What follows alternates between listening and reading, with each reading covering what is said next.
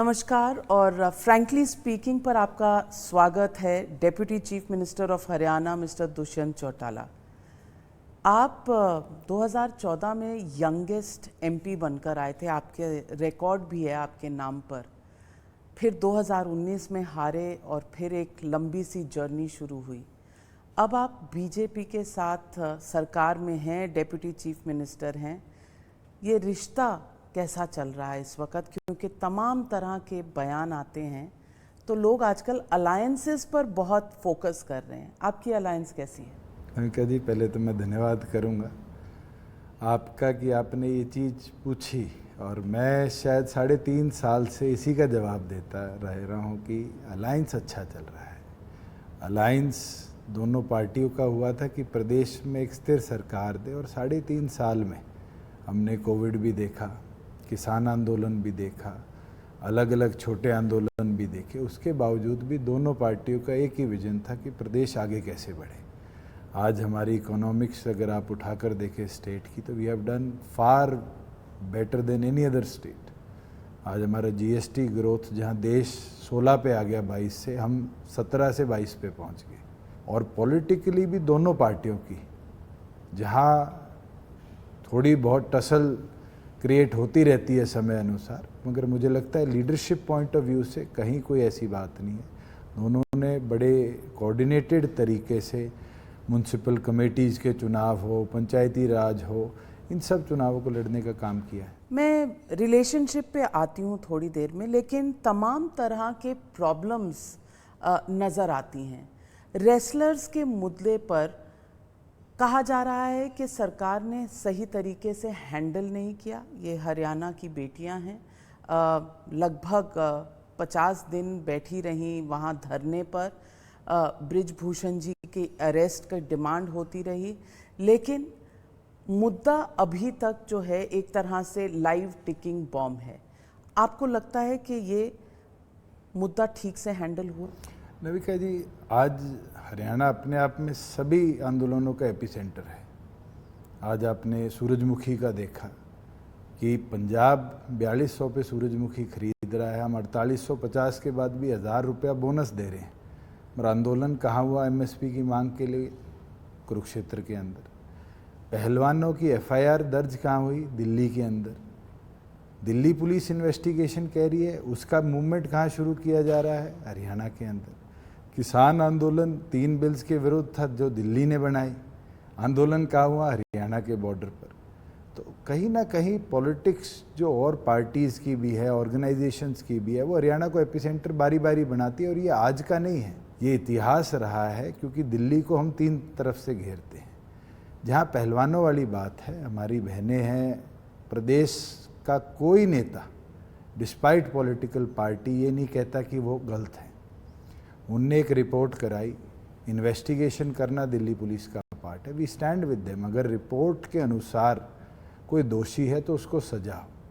मगर ये तो हमारे लॉज भी कहते हैं इनोसेंट अनटिल प्रूवन गिल्टी। आज इन्वेस्टिगेशन के अंदर दिल्ली पुलिस को क्या उनने बयान दिलाए ये ना मुझे पता ना आपको पता। Let Delhi police conclude with the investigation. बयान दिलाए हैं मतलब? बयान दिल्ली पुलिस के पास दिलाए हैं। पहले कमेटी जो साई की बनी थी उनको दिलवाए थे। जितने रेसलर्स थे they went to the police और to the committee to give their. लेकिन 50 दिन अगर धरने पर हमारे मेडलिस्ट बैठे रहें, हमारी देश की शान जो कमा कर लाते हैं वो बैठे रहें, तो इसमें आपको कहीं पॉलिटिक्स नज़र आती है? मैं ये बोलना चाहूँगा कि ये मूवमेंट किस विषय पर शुरू हुई, कब की बात है, कब आई है, ये सब विषय देखने वाले हैं। बृजभूषण सिंह जी के ऊपर जो आरोप लगा है ये कोई 2023 का तो नहीं है। कल मैंने जो न्यूज़ रिपोर्ट्स में देखा कि दिल्ली पुलिस ने 3 साल 4 साल पुरानी सीसीटीवी फुटेजेस और देशों से मांगी है। आज इतना पुराना मामला आता है तो मुझे लगता है इसके अंदर इन्वेस्टिगेशन पूरी हो, ये प्राथमिकता होनी चाहिए। और मुझे लगता है दिल्ली पुलिस ने भी वो कर दिखाया। तो आपको लगता है कि कहीं ना कहीं कांग्रेस, आम आदमी पार्टी, कौन हो सकता है जो हरियाणा में? देखिए, मैं तो एक इतिहास का रिकॉर्ड आपके साथ साझा कर सकता हूँ कि बृजभूषण सिंह के खिलाफ दीपेंद्र हुड्डा 2011 में प्रधानी का चुनाव लड़े थे। और 2 वोटों से हारे थे। आज उस समय के जो सेक्रेटरी थे वो इस मूवमेंट के अंदर भी हैं इन्वॉल्व। अधिकतम लोग जो उस मंच पे गए हैं वो कांग्रेस से रिलेटेड रहे हैं। और इस चीज़ को आप छोड़ नहीं सकते कि कांग्रेस के लोगों की चाह थी रेसलिंग फेडरेशन का प्रधान बनने के लिए। तो you think this is all about the political agenda behind the wrestling? No, the allegations are serious in nature. They have to be investigated, and I think Delhi police should do it as soon as possible. But yes, there is also an agenda behind the whole thing, where some people have their vested interest to become president of the wrestling federation. मैं आपसे पूछना चाहती हूँ कि इस तरह के जो आप कह रहे हैं कि हरियाणा में हमेशा पॉलिटिक्स और एजेंडा और धरना शुरू होता है, कहीं इसके पीछे मंशा ये तो नहीं कि आपकी पार्टी बीजेपी के साथ कोalition में है, तो इसको कहीं हिला दो, आपको कहीं इस तरह से रिझा लो कि आप दूसरी तरफ चल जाएं और बीजेपी अकेली? किसान आंदोलन से बड़ा आंदोलन तो हरियाणा ने नहीं देखा, 1 साल से ऊपर चला। बहुत प्रयास करे लोगों ने कि हमारा रिश्ता खराब हो। आपने देखा अकाली दल ने बीजेपी के साथ रिश्ता तोड़ा, हम फिर भी फर्म खड़े रहे। और मैंने हरियाणा के अंदर प्रोक्योरमेंट को इतना स्ट्रेंथन कर दिया कि हमारे फार्मर्स ने समझा कि आज मंडी स्ट्रक्चर को स्ट्रेंथन किया जा सकता है। हम रिसेंटली वीट प्रोक्योर कर हटे हैं। 13,000 करोड़ की गेहूं हरियाणा प्रदेश के किसानों की खरीदी और 2 दिन में उनके खातों में हमने सारी पैसा ट्रांसफ़र किया। अगर किसी की फसल खराब हुई तो हरियाणा के फार्मर्स के लिए हमने पोर्टल्स बना के उनको पावर दी कि वो सरकार को रिपोर्ट करे क्रॉप लॉस का, और 181 करोड़ रुपया हमने विद इन 30 डेज फार्मर के अकाउंट में ट्रांसफ़र की। We have made the best infrastructure जो किसान को स्ट्रेंथन कर रहा है। और आज भी सूरजमुखी का आंदोलन जरूर हो, मगर पंजाब के नेता जो कल धरने पे बैठे थे वो ये मान रहे थे कि हरियाणा सबसे ज़्यादा पैसा दे रहा है। लेकिन आपने फिर भी और पैसा दिया, पंजाब से आप ज़्यादा पैसे दे रहे दे हो। किसको रहे हैं नविका जी? फार्मर्स को ही दे रहे हैं। किसी बैंक से लोन लेकर इंडस्ट्रियलिस्ट की इंडस्ट्री को तो नहीं बढ़ा रहे। अगर ये पैसा दिया है सरकार ने 1000 रुपया बोनस के तौर पे भावांतर भरपाई योजना में, तो दिया तो हमारे but are you buying peace? ये पैसे दे के आप not buying peace. I think they are feeders and we have to safeguard them and we have done it. It's not only one crop. Haryana 17 ऐसी क्रॉप्स है जो भावांतर भरपाई योजना में प्रिक्योर कर उनको बैलेंस देता है, और वहीं 12 ऐसी क्रॉप्स है जो एमएसपी पे हम खरीदने का काम करते हैं। तो आज ये आंदोलन खत्म हुआ कुरुक्षेत्र में, ये सनफ्लावर का मुद्दा सॉल्व हुआ है, कल को दूसरा मुद्दा होगा। आप हर बार हम रेडी घुटने टेकेंगे? बाजरा भी आएगा, सरसों भी आएगी। घुटने टेकने की बात नहीं है। वही लोग हैं, एक्सचेकर्स हैं, जो सरकार को पैसा इकट्ठा कर देते हैं। अगर उनको कुछ एडिशनल हम दे देते हैं उसमें नुकसान क्या है? तो ये तो पॉलिटिक्स की बात हुई। ये तो फ्रीबीज फिर सब इसी तरह से करेंगे जिसके खिलाफ हमें कहा जाता है रिफॉर्म्स, इकोनॉमिक रिफॉर्म्स में लड़ना पड़ेगा। तो आप कल कोई धरना करेगा उसको दे देंगे, परसों कोई और करेगा उसको दे देंगे। तो इस तरह से स्टेट एक्सचेकर। आप ये बोलना चाह रहे हैं कि हम वहाँ गोली चलाएं, हम लाठियाँ चलाएं? आज के दिन तो एमिकेबली किसी चीज को रिजॉल्व किया जाए, ये रास्ता बेटर है या फिर वायलेंस का रास्ता? तो ये फॉर्मूला आपको किसान आंदोलन के दौरान याद नहीं था? 1 साल चला वो। आप बताइए हरियाणा ने क्या कर दिखाया? एक बार कुरुक्षेत्र में लाठीचार्ज हुआ था, I was the one who took a stand. हमने एसपी का ट्रांसफर किया, इंक्वायरी करवाई। जब करनाल टोल पे एक आईएएस ने ये बात कही थी कि डंडे मारो गोली मारो, सबसे पहले उसके खिलाफ इंक्वायरी कराने वाला लिखित में मैं था। लेकिन दुष्यंत जी, सवाल ये है कि किसान आंदोलन, ये जो रेसलर्स का मुद्दा है, अब कुरुक्षेत्र का जो आंदोलन है, तमाम चीज़ें मिलाकर आपको लगता है कि हरियाणा में सरकार थोड़ी सी बैकफुट पर है? अगले साल चुनाव है। मुझे नहीं लगता। हमारे से पहले तो राजस्थान के चुनाव है, मध्य प्रदेश के चुनाव है, दिल्ली के चुनाव है लोकसभा के, और उसके बाद जाके हरियाणा का नंबर आता है। और हरियाणा सरकार हर क्षेत्र में जो जनता की सुविधाएं हैं उसको प्राथमिकता के साथ आगे लेकर चल रही है, और हमें केंद्र का सपोर्ट रहा है। मैं तो निरंतर, कल गडकरी जी से मिला हूँ, हमारे 8-9 ऐसे प्रोजेक्ट्स थे जो पेंडिंग, जो केंद्र ने अप्रूव करे, और मोस्ट प्रॉब्ली भारतमाला 2 की जो नेक्स्ट कैबिनेट की बैठक होगी उसमें उसका अप्रूवल मिले। हम तो उम्मीद करते हैं कि एक ट्रांस हरियाणा और बने, कि हमारे जो इंडस्ट्रीज़ के आने की गति है उसको हम और ज़्यादा स्पीड दे पाएँ। मैं ये भी सवाल पूछना चाहती हूँ कि आप मिलते रहते हैं, स्कीम्स के बारे में बात करते हैं, as an alliance partner of the BJP. बहुत से लोग कहते हैं कि बीजेपी बहुत बड़ी पार्टी है, छोटे दलों को रिस्पेक्ट नहीं करती, अलायंसेस टूटी हैं उनकी, बनी नहीं हैं, और इस वक्त देश में लोकसभा चुनाव को देखते हुए एक कवायद चल रही है कि एक ऑपोजिशन यूनिटी हो। मैं आपसे पूछना चाहती हूँ, as an alliance partner of the BJP, आपका एक्सपीरियंस? मेरा 3.5 साल का बहुत अच्छा एक्सपीरियंस रहा है, और जब भी कोई विषय आया है जहाँ अलायंस के पॉइंट पे हमें डिस्कस करना पड़ा, चाहे वो उस समय के अध्यक्ष अमित शाह जी हो, चाहे आज जेपी नड्डा जी हो, मुझे कभी कोई इसमें दिक्कत नहीं है। कोऑर्डिनेशन रही है और अच्छी रही है, मगर आगे मैं ये मानता हूँ कि लोकसभा हो या विधानसभा हो, हम मिलकर लड़ें। रास्ते क्या होंगे, कैसे होंगे, तो भविष्य की बात है। आज के दिन पॉजिटिव चल रहे हैं और मुझे लगता है ये पॉजिटिविटी बनी रहेगी। तो everything is not relationship based, मतलब हर चुनाव से पहले एक बार्गेनिंग, एक नेगोशिएशन होगी। देखिए नविका जी, मैं इतिहास से सीख सकता हूँ। चौधरी देवीलाल जी जब इस देश के उप प्रधानमंत्री बने, और उससे पहले एक अटल जी की स्टेटमेंट है जो शायद अब भारतीय जनता पार्टी के पीछे के एक प्रोग्राम में माननीय प्रधानमंत्री जी ने भी कही कि हम 2 सांसदों की पार्टी थे, और 2 सांसदों की पार्टी ने संघर्ष कर कर 300 प्लस आज पहुंचाया है। आज हमें 4.5 साल हुए हैं। मैं ये कह दूं कि 4.5 साल में हम पूरे देश में संगठन खड़ा कर लेंगे, पॉसिबल ही नहीं है। आम आदमी पार्टी को कितने साल लगे नेशनल पार्टी का स्टेटस लेने के लिए, और बहुत सी ऐसी रीजनल पार्टीज़ हैं जो कभी नेशनल बनी ही नहीं। हम अपने संगठन पे काम कर रहे हैं, और मुझे लगता है भारतीय जनता पार्टी भी अपने संगठन पे काम कर रही है। अलायंस जब चलते हैं तो बैठ के चर्चा होती है, चर्चा में कॉम्प्रोमाइज़ होते हैं, और उसके बाद निर्णय लिए जाते हैं। अकाली दल का और भारतीय जनता पार्टी का 4 दशक का साथ था, टूट गया। किसान आंदोलन ने तोड़ दिया।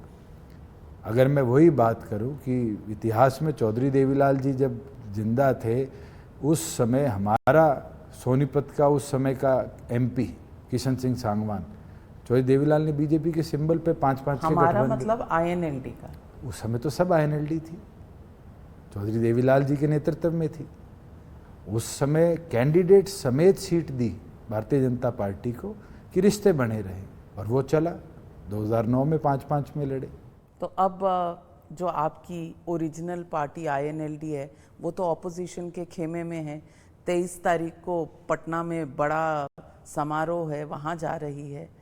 रिश्ते कैसे? किससे? आपकी और आईएनएलडी के बीच? ने हमें पार्टी से 4.5 साल पहले निकाला था, और वो दिन हो, आज का दिन हो, हमने एक नया संगठन खड़ा किया है। और संगठन के तौर पे मुझे नहीं लगता मैं दूसरे पार्टी से रिश्ते रखूंगा जो हमें क्रिटिसाइज करते हैं। और उनका जो फ्यूचर है जॉइंट ऑपोजिशन के साथ, वो आपके लिए सिरदर्द हो सकता है? बहुत अर्ली है उसको भी प्रिडिक्ट करना। मैं भी जब मेंबर ऑफ पार्लियामेंट आईएनएलडी से था, 3 बार थर्ड फ्रंट की बैठक में गया, और उस समय मैं चौधरी ओम प्रकाश चौटाला जी की दाद देता हूँ कि मेरे माध्यम से उनने ये समाचार उनको बुलाया। मैं पार्टी मर्ज करने को भी तैयार हूँ कि फ्रंट टेक कर लो, नहीं हुआ। सब अपने अपने रास्ते गए, अलग अलग रास्तों पे पार्टियाँ चली।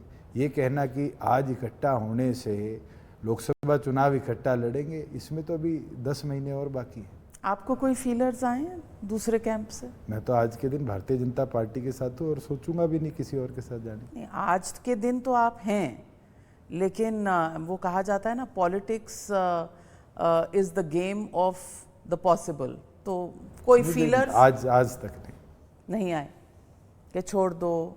यहाँ बहुत से दल छोड़ कर गए हैं बीजेपी को, तो आपको कोई फीलर नहीं आया?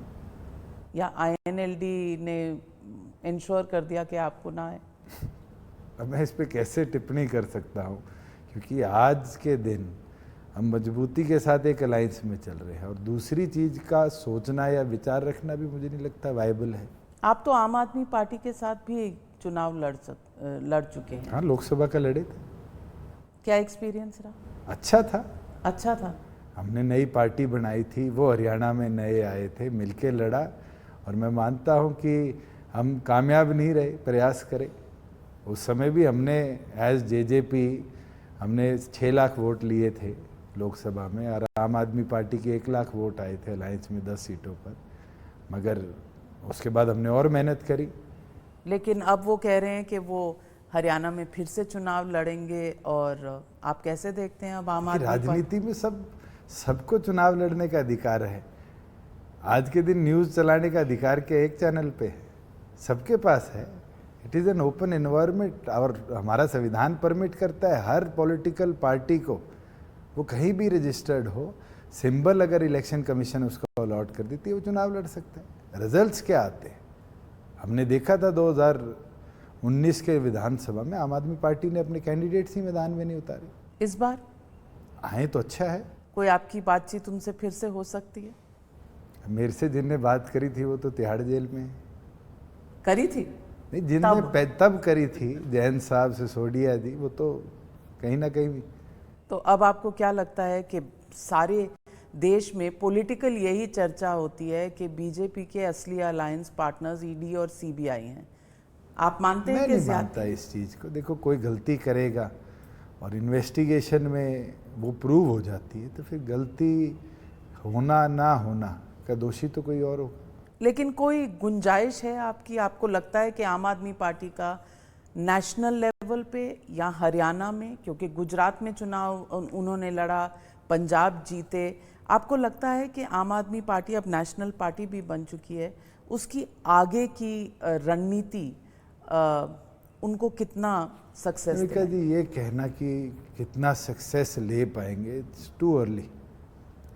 क्योंकि हमने आम आदमी को गोवा में भी लड़ते देखा है, हिमाचल में भी लड़ते देखा है, हरियाणा में भी एमसी के चुनाव जो शहरों के थे उनमें भी लड़ते देखा है, कहीं रिजल्ट नहीं आया, वोट ही नहीं आई। जो उनने सोचे थे, अगर वो 20% 25% वोट लेते, मैं कहता कि हाँ, लोगों का सपोर्ट बेस बन रहा है। पंजाब की परिस्थिति में किसान आंदोलन, कांग्रेस की डिवीज़न, अकाली दल से अलायंस टूटना बीजेपी का, बड़े अलग अलग विषयों ने उनको एक वो ताकत दी कि वो बूस्ट होकर मैदान में उतरे और रिजल्ट आया। गुजरात के अंदर कांग्रेस का पिटना, आम आदमी को उस वोट में आना, भारतीय जनता पार्टी को तो कहीं नुकसान नहीं हुआ वोट शेयर में। अब मध्य प्रदेश में आम आदमी पार्टी क्या करती है, राजस्थान में क्या करती है, छत्तीसगढ़ में क्या करती है, ये बहुत इम्पोर्टेंट है। अगर उसके अंदर इम्पैक्ट छोड़ती है तो मुझे लगता है लोकसभा में कहीं ना कहीं उनका सपोर्ट बेस बनेगा। और उन तीनों प्रदेशों में फेल होती है तो दिल्ली भी जाता दिखाऊंगा। दिल्ली भी जाता दिख रहा है। बिल्कुल।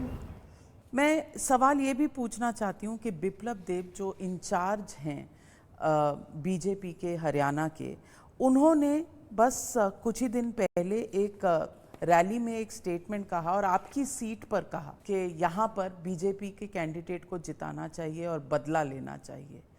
इस स्टेटमेंट नहीं, मैं आपको करेक्ट करूँगा, ना उनने कहा कि जिताना चाहिए, ना उनने कहा बदला लेना चाहिए। उनकी स्टेटमेंट थी कि यहाँ से दीदी चुनाव जीतेगी, दीदी चुनाव जीतेगी, सिर्फ इतनी स्टेटमेंट थी। देखो, आप वर्ड मेरे मुंह से डाल के कुछ निकलवाना चाहे तो मैं करेक्ट कर दूं तो बेहतर है। बिप्लब देब ने कहा अगर मैं करनाल जाऊं जहां मुख्यमंत्री एमएलए है, मेरे को मेरे कैडर को खड़ा करना है, मेरे को मेरे कैडर को एनर्जी देनी है, वो हीट ऑफ द मूवमेंट क्या है, क्या बोलना है, वो बड़ा महत्वपूर्ण रहता है। और मुझे लगता है वहाँ जो उनसे पहले 3 वक्ता थे, क्योंकि वो वीरेंद्र सिंह जी की वाइफ, वीरेंद्र सिंह जी का बेटा, 3 वक्ता थे और तीनों ने मेरे को क्रिटिसाइज किया और क्रिटिसिज्म बनता भी है। उन्होंने हराया था, मैंने हराया, उनने मेरे को हराया, और उनकी कॉन्स्टिट्यूएंसी मेरी कॉन्स्टिट्यूएंसी एक है, तो कहीं ना कहीं वो भी अपना भविष्य देखते हैं। और उस हीट ऑफ द मूवमेंट में जो प्रभारी ने बात कही, मुझे लगता है वो कैडर के अंदर भी एक कंट्रोलिंग मैसेज देने के लिए जरूरी थी। आज के दिन नो हार्ड आज मैं नहीं मानता, मैं उस राजनीति ये डेप्यूटी चीफ मिनिस्टर की कॉन्स्टिट्यूएंसी उचाना कलान में आकर कहना कि यहाँ दीदी जीतेंगी एक मैसेज भी तो देता है। चलिए मैं नविका जी एक इजी चीज़ आपको बता देता हूँ। 90 विधानसभाएं, 10 लोकसभाएं, हरियाणा इतना प्रदेश है। उस प्रदेश में आज हम भी 90 विधानसभा में काम करें, 10 की 10 लोकसभा में काम करें। भारतीय जनता पार्टी भी 10 की 10 लोकसभा में उनके सांसद है, काम कर रही है, 90 की 90 विधानसभा में काम कर रही है। कल अलायंस मजबूती से रहा तो हम दोनों कॉम्प्रोमाइज़ कर सीट शेयरिंग करेंगे, और कल अलायंस नहीं रहा, भविष्य किसी को नहीं पता।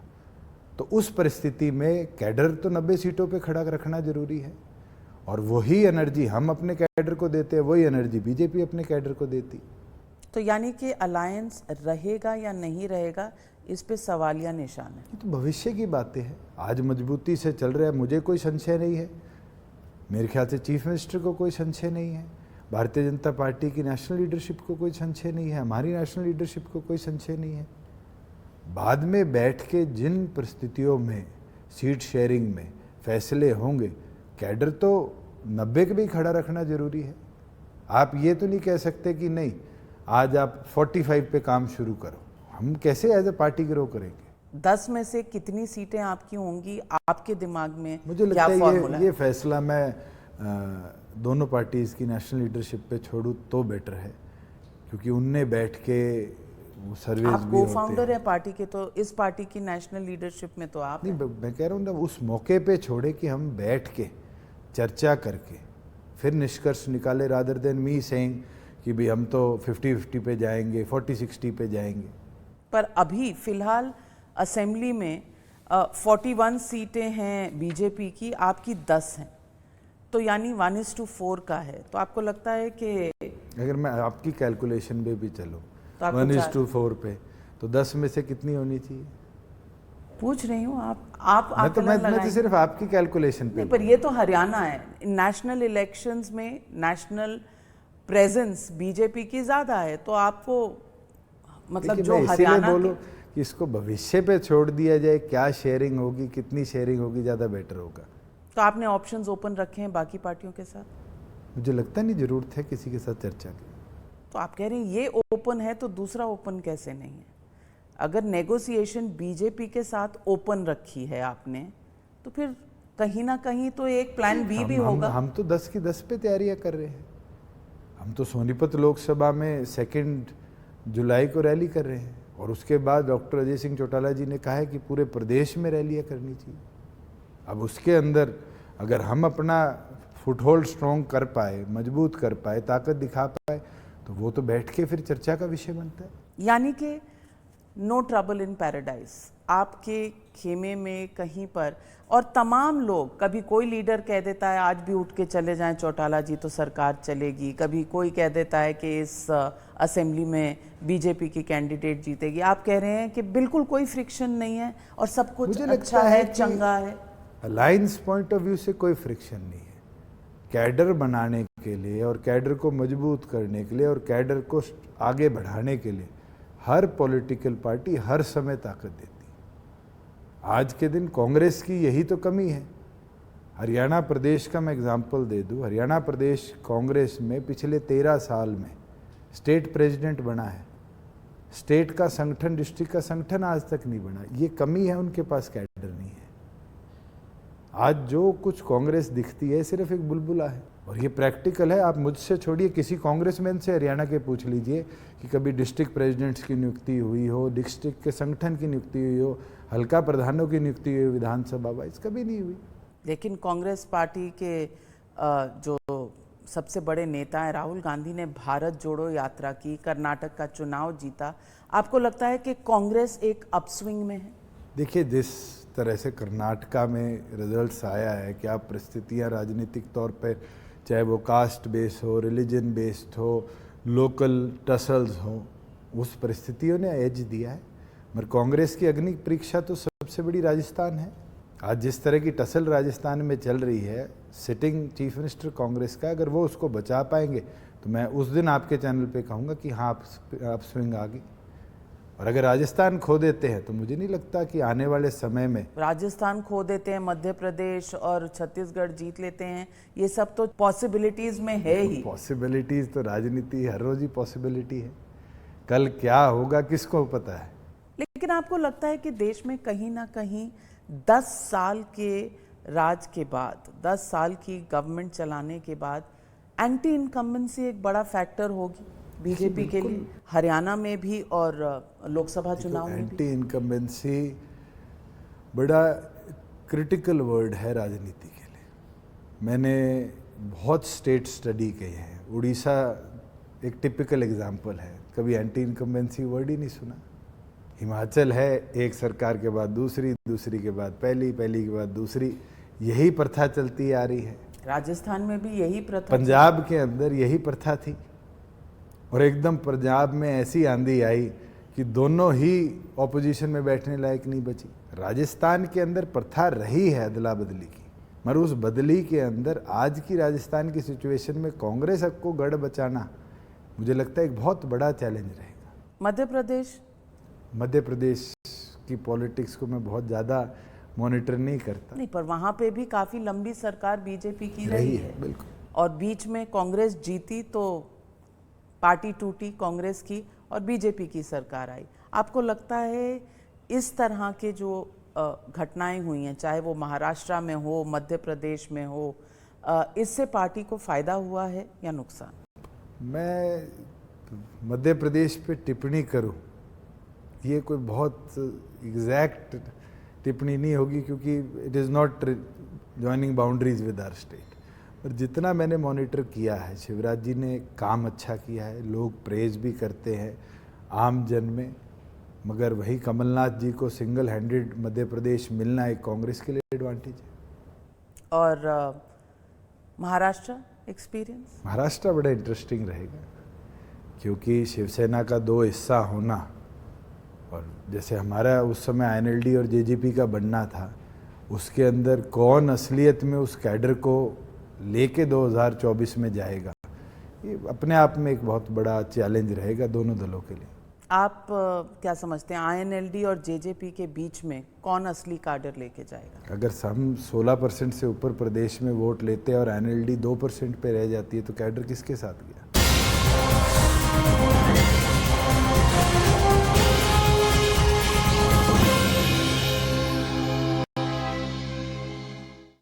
इन एसोसिएशन विद 99 acres, घर लेना हो या बेचना, 99 acres से ही पूछना। Aren't you sick of the same old news debates? We get it. We know you want people to talk to you, not talk at you. So we built a space for people like you.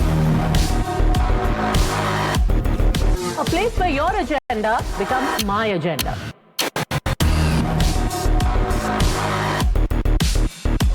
Where we keep our eyes and ears open to issues that really matter.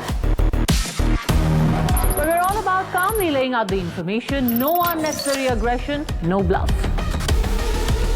Filtering out the trash to bring you the truth that isn't partisan and pulls no punches. No WhatsApp yarn, no diktats, just unvarnished facts that you know are honest. Watch News Our Agenda with me, Padmaja Joshi, weeknights at 10 p.m. only on Times Now. Whenever news breaks, you will see us. Process it, analyze it, and broadcast it. After the spot reporters, We are the first responders. we are at the front line. of every news event. We are situation analysts, raw, live, and unedited. Pure news, pure passion. Times Now, action begins here.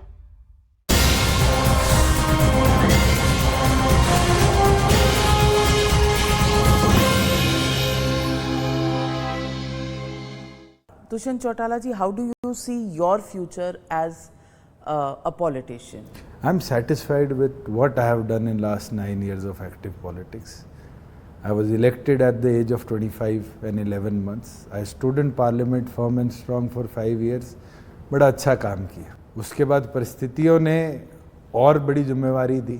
मैं प्रदेश में लोकसभा के बाद विधानसभा का चुनाव लड़ा, हारने के बाद जीता, प्रदेश का उप मुख्यमंत्री बना, 3.5 साल प्रदेश के डिप्टी सीएम के तौर पर हमने जितने डिसीजन लिए हैं उसने प्रदेश को 2 कदम आगे बढ़ाया है। आज मेरे पास 34,000 करोड़ की नई इंडस्ट्रियल इन्वेस्टमेंट है हरियाणा में। पर इन्वेस्टमेंट गिरी है, आंकड़े बताते हैं कि Navika ji, then you need to check your data. Maruti अकेली ने 15,000 करोड़ का प्लांट खरखोदा में लगाया जो 10,000 गाड़ियां बनाएगा, 17,000 युवाओं को नौकरी देगा। 2025 की अप्रैल तक कमीशन करने की बात है। And I visited the plant. मेरे पास ATL जो वर्ल्ड की सबसे बड़ी माइक्रो बैटरीज बनाने वाली कंपनी है, उसको हम चाइना से लाकर मेवात में लेके आए हैं। Next years operation will start. Flipkart Asia का सबसे बड़ा 7 मंजिल ऊंचा इंटीग्रेटेड वेयर हाउस बना रहा है गुड़गांव के अंदर। आज बिरला पेंट्स हो, कोका कोला हो, हमारे पास 34,000 करोड़ का इन्वेस्टमेंट पिछले 3.5 साल में प्रदेश में आया। And I am with touch in Air India too. हम एयर इंडिया का हेड ऑफिस गुड़गांव ले आए। अब एविएशन के अंदर उनके MROs फ्यूचर के और उनका जो टेक्निकल ट्रेनिंग इंस्टीट्यूट होगा, चाहे वो क्रू का हो, स्टाफ का हो, इंजीनियर्स का हो, मैं प्रयास कर रहा हूँ कि गुड़गांव में उसको हम इस्टेब्लिश कर पाए। हरियाणा आज के दिन ग्रोथ पे है। विपक्ष का कहना है कि नौकरियां नहीं है, अनएम्प्लॉयमेंट रेट हाई। देखिए, बिल्कुल कोविड के कारण I will also say yes to this criticism कि हमारा जो स्टाफ सिलेक्शन और पब्लिक सर्विस कमीशन था उनका फेलियर रहा है कि वो 3.5 साल में जिस स्पीड से हमें जॉब्स लानी चाहिए थी हम गवर्नमेंट सेक्टर में नहीं ला पाए। मगर प्राइवेट सेक्टर में जो ये डाटा आता है ना कि जॉबलेसनेस हुई है, ये असलियत में जॉबलेसनेस नहीं हुई। गुड़गांव की बिल्डिंग्स में IT के बच्चे बैठते थे, काम करते थे। अब एक नया कल्चर आ गया पोस्ट कोविड, और वो आप कहते हो वर्क फ्रॉम होम। मैंने कई बार न्यूज़ में आपको भी घर से ही लैपटॉप के आगे देखा है। अब वर्क फ्रॉम होम से क्या हरियाणा का जो सैलरी स्ट्रक्चर था वो कमज़ोर हुआ? नहीं हुआ। We have moved it on a better path. बल्कि गुड़गांव दोबारा डेवलप होने लग गया। वो जो टावर्स खाली हुए थे कोविड में, अब लोग वापस ऑफिसेज में आना शुरू हो गए। और साथ में हमारे नया इतना इंफ्रा बना है कि और ज़्यादा हम कैपेसिटी के साथ BPOs को ऑपरेट कर पाएंगे। लेकिन आपके जो स्टेट के इन्वेस्टमेंट आउटलेज हैं वो गिरे हैं फ्रॉम 56,000 करोड़ टू 39,000 करोड़। लोगों का यही कहना है कि आपका जो इन्वेस्टमेंट प्रोजेक्ट्स का जो रैंकिंग है वो गिरा है इन पिछले 2 साल। नहीं, 2 साल पहले गिरा था during COVID. I will agree to that कि हम from number 3 we move to number 17। Last year from 17 we have moved back to number 2 in the country. Prime minister ने हमारे इंडस्ट्री डिपार्टमेंट को विज्ञान भवन में इसके लिए अवार्ड भी दिया। तो मैं ये मान सकता हूँ कि हाँ, एक डिच आया, और वो डिच आया उस दौरान जब किसान आंदोलन से कुंडली बहादुरगढ़ का इंडस्ट्रियल एरिया में नई इन्वेस्टमेंट हम नहीं ला पाए। लोगों को थोड़ा डर भी था इन्वेस्टमेंट डालने से कि नई इंडस्ट्री आए, शायद स्टेट के हालात ना ठीक रहे। और उसके अंदर कोविड भी आया था, तो नई इन्वेस्टमेंट जिनने लानी थी उन्हें थोड़ा सा अपने आप को भी कंट्रोल किया कि शायद कोविड प्रोलॉन्ग ना कर जाए। वो एक दौर था जब हम from 2020 where we were ranked number 3 we move to number 17 and last year जिस तरह का इन्वेस्टमेंट है we move back to number 2। आपको लगता है कि ये तमाम किसान आंदोलन, रेसलर्स के इशू, कोविड का अनएम्प्लॉयमेंट पे जो इम्पैक्ट रहा है, ये तमाम चीज़ें कहीं ना कहीं आपकी सरकार को बैकफुट पर डालती हैं? मैं इस एज में एक चीज़ कह सकता हूँ कि मुझे सीखने का मौका देती है। कोई भी सरकार हो, किसी प्रदेश की भी हो, उसको क्राइसिस हैंडल करना आना चाहिए। Directly, indirectly these are crisis, but yes we don't leave opportunities also. हमने जहाँ इन क्राइसिस को हैंडल किया वहाँ अपॉर्चुनिटी क्रिएट करी है। हिसार में ओनली सिंगल एयरपोर्ट जो पूरा स्टेट ओन्ड है, 7200 एकड़ का हम बना रहे हैं। जेवर से बड़ा एयरपोर्ट हिसार में क्रिएट हो रहा है जो 100% गवर्नमेंट ओन्ड है स्टेट की। हमने हमारे 4 एयर स्ट्रिप्स थे, उस पर आज 550 बच्चों को इस्टेब्लिश कर दिया कि वो पायलट की ट्रेनिंग ले रहे हैं। आज प्रदेश के अंदर इन्वेस्टमेंट के लिए, चाहे वो सोलर रिन्यूएबल एनर्जी की बात हो, डाटा सेंटर्स की बात हो, स्टार्टअप्स की बात हो, उस नई सोच की टेक्नोलॉजी को लाना, मुझे लगता है वी हैव बीन सक्सेसफुल। मैंने 2 महीने पहले एक फ़ाइल क्लियर करी है जहां जिंदल स्टील अब स्टील बनाने की बजाय इंडिया की second largest weapon manufacturing company Hisar में लगा रहा है। तो इस तरह की इन्वेस्टमेंट अगर आती है जहां हमारे पास सिर्फ इतना ही एक बेसिक इंफ्रा है एज अ स्टेट, जिसकी 44,000 स्क्वायर किलोमीटर एरिया है, 3 करोड़ की आबादी है, फिर भी we are doing the best. हमारा जीएसटी ग्रोथ जो है वो इंडिया की नंबर 1 है। पिछले दिनों जो फेक इन्वॉइसेस, फेक कंपनीज को डिटेक्ट करने की बात थी, गवर्नमेंट ऑफ इंडिया ने हरियाणा को अप्रिशिएट किया कि it was the first state to implement artificial intelligence to safeguard fake companies from creating. लेकिन Dushyant Chautala ji, learning crisis management is not the job of an politician for which people of the state will give you any marks. उनको चाहिए नौकरियां, उनको चाहिए better way of living. आज का voter जो है वो बहुत अवेयर है, उसको बहुत कुछ चाहिए। और जो विपक्ष की पार्टियां हैं वो आजकल कभी 300 यूनिट बिजली फ्री, कभी पानी फ्री, कभी महिलाओं के अकाउंट में 2,000-3,000 रुपए, इस तरह के जब वादे करती है तो आपको नहीं लगता कि तो आपने जब शुरुआत करी इंटरव्यू की, जब तो आपने कहा फ्री भी, कि आपने सनफ्लावर पे 1000 तो दे रहे। और आज के तो दिन मैं कह रही हूँ कि क्या वो फॉर्मूला आपको भी इस्तेमाल करना पड़े? जॉब्स के अंदर this year we have a target, by December we will create 70 more thousand government jobs in the state. उसके लिए ऑलरेडी एडवर्टाइजमेंट्स हो चुकी है, पेपर्स हो चुके हैं, इंटरव्यू प्रोसेस शुरू हो चुके हैं। तो मुझे नहीं लगता कि वो जो 2 साल का बैकलॉग था वो डिले होगा। We will fulfil that in this year itself. जहाँ बात प्रदेश के अंदर काम करने की है, मैंने शुरू में कहा आप सेक्टर बताइए and I will tell you कि हमने वहाँ पर क्या नया कर दिखाया। गन्नौर में देश की सबसे बड़ी हॉर्टिकल्चर मंडी 8,000 करोड़ की हम बनाने जा रहे हैं, और मुझे लगता है आज़ादपुर मंडी का जो लोड है उसको हम डाइवर्ट कर देंगे।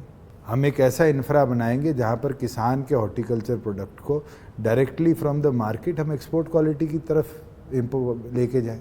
मैं आपको एक इंटरेस्टिंग फैक्ट बताता हूँ। पानीपत एक शहर है, जो हम बेडशीट्स देखते हैं 3D प्रिंटेड, ये सारी चाइना से इंपोर्ट होती थी। पिछले 2 सालों में चाइना के एक्सपोर्ट का 20% पानीपत ने टेक ओवर कर लिया और इंडिया के इंपोर्ट को ज़ीरो करके इंडिया की कैपेसिटी बिल्ड कर ली। फुटवेयर, जो हम ये सिंथेटिक शूज़ देखते हैं, जूते, ये 100% इंपोर्ट था इंडिया में, चाहे ताइवान से आता था, इंडोनेशिया से आता था, चाइना से आता था। आज 90% इंपोर्ट सब्सिट्यूट हो गया बाय मैन्युफैक्चरिंग, और 90% का 70% हिस्सा जो है वो हमारे बहादुरगढ़ में बनता है। ये इंडस्ट्री क्यों आई? इस इंडस्ट्री को और कैसे बढ़ाया जाए, एक्सपोर्ट प्रमोशन की तरफ कैसे ले जाया जाए। हमने पिछले दिनों रोहतक में ऑक्शन करे, 250 इंडस्ट्रियलिस्ट ने प्लॉट्स लिए हैं। 250 नई फैक्ट्री अगले 2 साल में इस्टेब्लिश होने का मतलब है we will take over India's consumption 100% and we will export and compete with China in that field. ये चीज़ें हम कर दिखा रहे हैं as a state which is this small.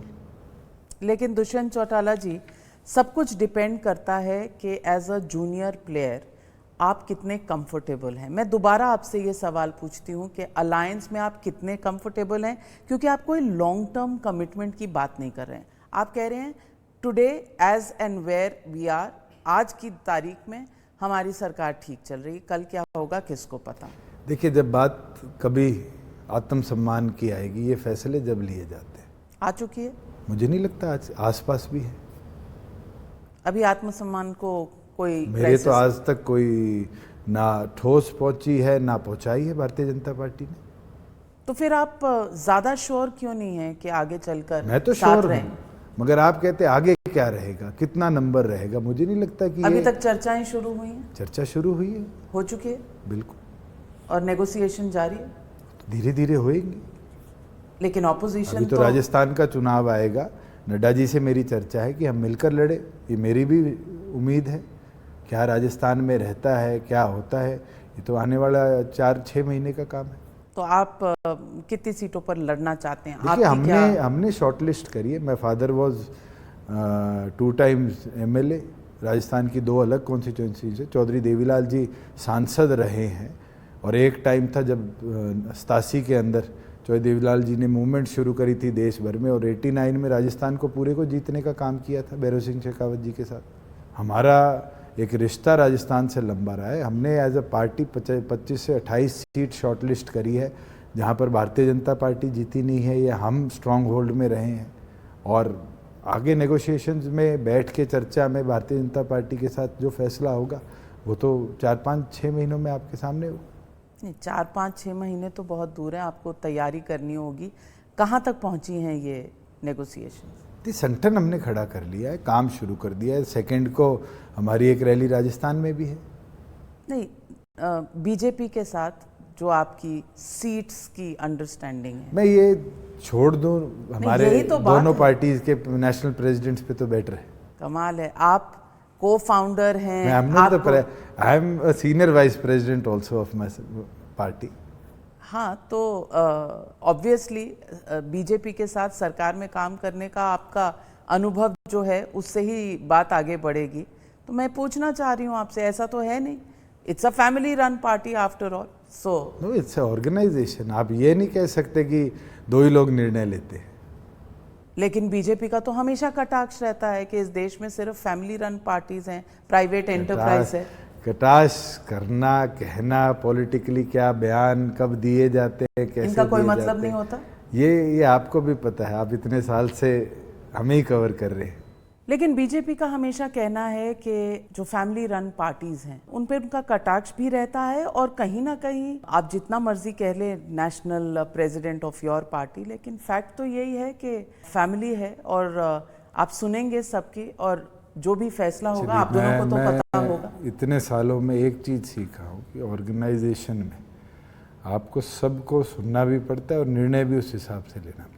लेकिन फैमिली ऑर्गेनाइजेशन में आप ही बने डेप्यूटी चीफ मिनिस्टर, ऑर्गेनाइजेशन या पार्टी का कोई और तो नहीं बना। कि जब निर्णय लिया गया तो सभी विधायकों ने मिलकर ये निर्णय लिया। I led the whole movement during the election. BJP इस वक्त निर्दलियों से भी बात कर रही है क्या? हमारे साथ है, कोई आज के नहीं है, 6 के 6 पहले दिन के साथ है। तो आपको उसमें कोई ऐसा डिज़ाइन नहीं नज़र आता कि आपकी जो अलायंस है उसमें कोई स्ट्रेस या प्रेशर है? मैं 3.5 साल में, जिस दिन मैंने शपथ ली थी, शायद 27 अक्टूबर 2019 डेट थी, उससे 1 महीने बाद ये बात कही थी, अलायंस टूटेगा, अलायंस टूटेगा। And I have heard this more than lakh times कि अलायंस टूटेगा। मैं ये गारंटी देता हूँ कि मजबूत है, चलेगा, ये मेरा विश्वास है। जिस दिन टूटेगा शायद आपको भी ना पता चले। तो आपको तो पता चलेगा। नहीं, मैं वो यही स्टेज आया है कि नहीं? मैं वही तो बोल रहा हूँ, जिस दिन टूटेगा शायद किसी को भी ना पता चले। आज आसपास भी वो स्टेज नहीं है। We have been working very hard together. We have never had a conflict either in the state और विद द नेशनल टीम। मुझे नहीं लगता कि वो सिचुएशन भी कभी क्रिएट हुई है।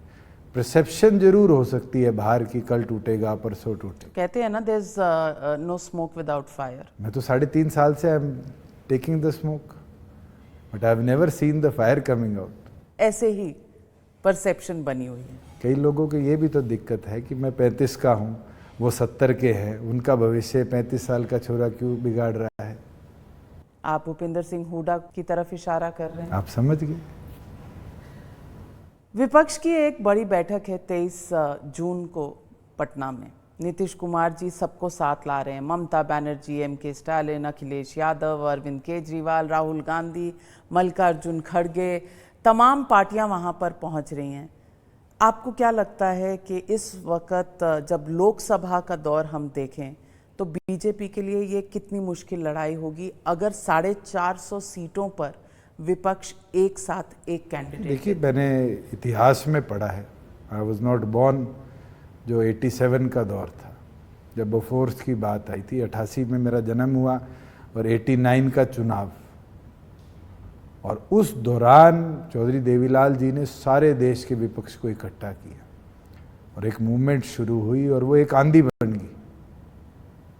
इकट्ठा करके आंधी बनाने में बहुत मेहनत लगती है। अगर कर पाएंगे तो लेट्स सी 2024 में क्या होगा। लेकिन आपको लगता है, व्हाट इज योर गट? मुझे नहीं लगता कि इतनी जल्दी ये सारे एक होकर चुनाव लड़ सके, because everybody has vested interest. क्या कांग्रेस 250 सीटें छोड़ेगी? सबसे बड़ा सवाल। अगर मैं तो शुरू में भी आपको कहा, मैं चौटाला साहब की दाद देता हूँ कि मैं जब गया UNPA एक अलायंस बना था उसकी मीटिंग में, तो मेरे माध्यम से ये मैसेज भेजा था कि मैं पूरी पार्टी मर्ज करने को तैयार हूँ अगर सारे एक हो जाते। It was a very big statement for a political party to merge itself into another party. ये चौधरी देवीलाल कर दिखा चुके हैं, उसके बाद आज तक इस देश में कभी नहीं हुआ। अब हो सकता है नीतीश कुमार कर सकते हैं, अलायंस कर सकते हैं, मर्जर नहीं कर सकते। लेकिन अगर 450 सीटों पर बीजेपी के खिलाफ एक जॉइंट विपक्ष कैंडिडेट हो तो आपको लगता है द गोइंग इज टफ? परिस्थितियां बिल्कुल अलग होगी आज से। मोदी जी की पॉपुलैरिटी पर्सनल लेवल पर देखी जाए तो बहुत हाई है। आप बाकी पार्टी और मोदी जी में कोई फर्क देखते हैं? देखिए, मैंने 5 साल पार्लियामेंट में उनकी वर्किंग देखी है। 3.5 साल में अब भी जब मुझे मौका मिला है उनसे मिलने का, if I have asked him for something that relates to development, उन्हें बड़े इंटरेस्ट के साथ उस पर एक्शन प्लान लिया है। जैसे मोहन जुदारो का जो पाकिस्तान का साइट था वो पीछे फ्लैश फ्लड्स में सारा तबाह हो गया, एंड आई रिक्वेस्टेड हिम कि हमारे हरियाणा में राखी गढ़ी है, एंड ही डिप्यूटेड पीपल, केंद्र से मंत्री आए, साइट देखी, काम शुरू हुआ। So he is a man with keen interest and hard working. और मुझे लगता है कि आज 9 साल में जहाँ देश की इमेज है या भारतीय जनता पार्टी की ताकत है, उसमें बहुत बड़ा रोल उनका है। मैं पूछना चाहती हूँ, विपक्ष ये भी कहता है कि देश का संविधान, देश की डेमोक्रेसी इज इन क्राइसिस, उस पर अटैक हो रहा है, इस पर आप क्या कहें? मुझे लगता है कि चेंजेस जब भी संवैधानिक तौर पर आए हैं तो जो भी विपक्ष में रहा उसने यही कहा है कि संविधान को तोड़ा जा रहा है, कमज़ोर किया जा रहा है। अगर कोई ऐसा विषय है, मुझे लगता है उस पर डिबेट अच्छी हो, डिस्कशंस हो, डेलिब्रेशंस हो और उसके बाद निर्णय लिए जाए, वो ज़्यादा बेहतर रहता है। राहुल गांधी ने भी कानून जिसके अंदर 2 साल के बाद सदस्यता जाएगी, आपके सामने ही प्रेस के आगे फाड़ा था, और उसी कानून ने आज राहुल गांधी की सदस्यता को छीना। समय होता है बलवान। समय। मैं एक रैपिड फायर राउंड आपके साथ करना चाहती हूँ जिसमें आपको बताना है कि ये जो लीडर्स हैं, एक शब्द में उनको आप कैसे देखते हैं। तो शुरू करते हैं। Mamata Banerjee. Visionary. Visionary. BJP को पसंद आएगा? देखिए, आपने पूछा कैसी है, मैं ये बोल सकता हूँ कि शी इज़ विजनरी। उनने कैसे कम्युनिस्टों को निकाला, कैसे अपनी ऑर्गेनाइजेशन को एक मूवमेंट पे खड़ा किया, और आज तक बंगाल के अंदर because of her vision people are with her. Rahul Gandhi needs to learn what? Everything. मैं तो आज इतने सालों में एक यात्रा ही अच्छी चीज मानता हूं जो उनको कुछ सिखा के हटी। अखिलेश यादव। डायनेमिक। नीतीश कुमार। ये बड़ा पिकी सा वर्ड चूज करना पड़ेगा, बिकॉज आई थिंक वो एक ऐसे आदमी हैं जिसने हर तरह के सिचुएशन को हैंडल किया। जो आप मेरे पे रैपिड फायर कर रहे थे, लाइंस टूटेगा नहीं टूटेगा रहेगा, मुझे लगता है मेरे से बेहतर इसका जवाब वो दे पाएंगे। लेकिन वो how will you describe him? I think he is a honest, hard-working man. Wily politician? Wily is not the word for it. Kejriwal. Kejriwal ji के लिए energetic. आप सबके बारे में अच्छा बोल रहे हैं, तो इसके बाद तो आपका कहाँ से चलने वाला है अलायंस बीजेपी के साथ? आपने कहा उनके बारे में एक वर्ड दीजिए। मैं उनके काम को, उनको देखते हुए उनने क्या किया है, एनर्जेटिक है। अगले आए, आके एक आंदोलन में अपने आप को खड़ा करके, वो एनर्जी थी जिसने अन्ना से सब कुछ छीन लिया। उस एनर्जी ने संगठन को दिल्ली में पूर्ण बहुमत ही ले आया। सचिन पायलट। मेरा ज़्यादा इंटरेक्शन नहीं। देखा तो है पॉलिटिकल स्पेस में। पॉलिटिकल स्पेस में हो, मगर किसी से मिला हूँ, किसी से इंटरेक्शन हुई है। नीतीश कुमार से मिले? अनेक बार। ममता जी से मिला, जितनों का आपने नाम लिया सबसे मिला। एम.के. स्टालिन? कभी मुलाकात नहीं।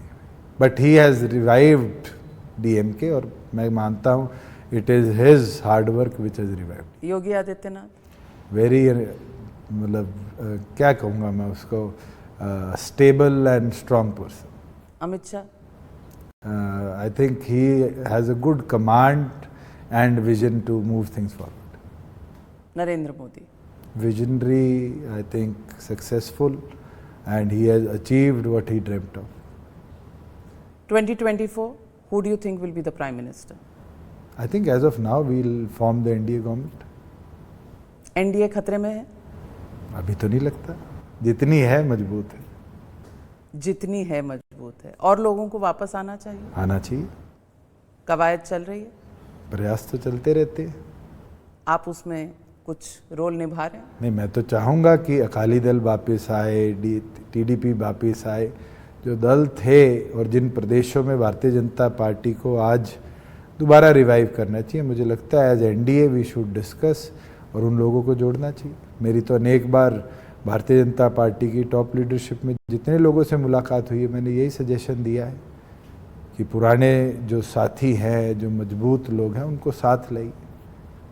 कई बार रिश्ते छोटी छोटी खटासों में ख़राब हो जाते हैं, उनको दोबारा ठीक करने में कोई बड़ी बात नहीं है। चलिए, आज तो दुष्यंत चौटाला जी आपने कहा कि अलायंस स्ट्रांग चल रही है, लेकिन जो आवाज़ें आ रही हैं हर तरफ से, इन आवाज़ों पर दोबारा आपसे बातचीत करेंगे। लेकिन thank you very much for बहुत ज्वाइनिंग बहुत मी ऑन फ्रैंकली स्पीकिंग।